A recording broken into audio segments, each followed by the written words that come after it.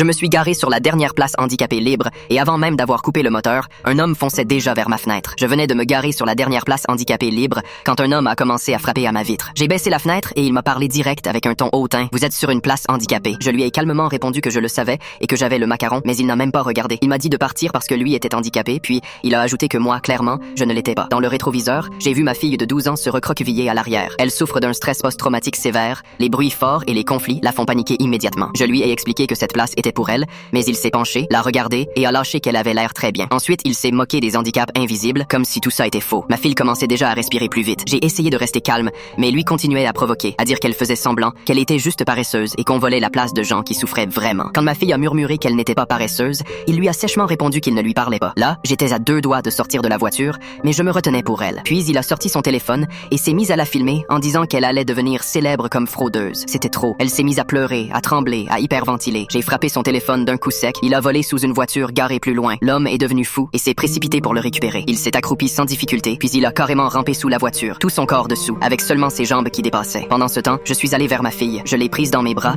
et j'ai essayé de la calmer. Son cœur ralentissait enfin quand elle a eu un petit rire nerveux. Elle a pointé derrière moi. Je me suis retourné et j'ai vu un SUV blanc reculer droit vers les jambes du type. Elles étaient en plein dans la trajectoire. J'ai crié pour le prévenir. Il a tourné la tête, a vu le pneu et le SUV lui est monté sur le mollet. Il a hurlé d'une manière horrible. La conductrice a freiné, puis elle a avancé pour dégager la roue. Nouveau craquement, nouveau cri. Elle est sortie en panique en demandant pourquoi il était sous une voiture. Lui se tordait au sol en pleurant. Et là, derrière moi, j'ai entendu quelqu'un rire. C'était un policier, en uniforme, plié en deux, qui avait tout vu. Il m'a regardé et a dit que ce type était vraiment un cas. Puis ma fille a crié elle aussi. Tu voulais être handicapée, non?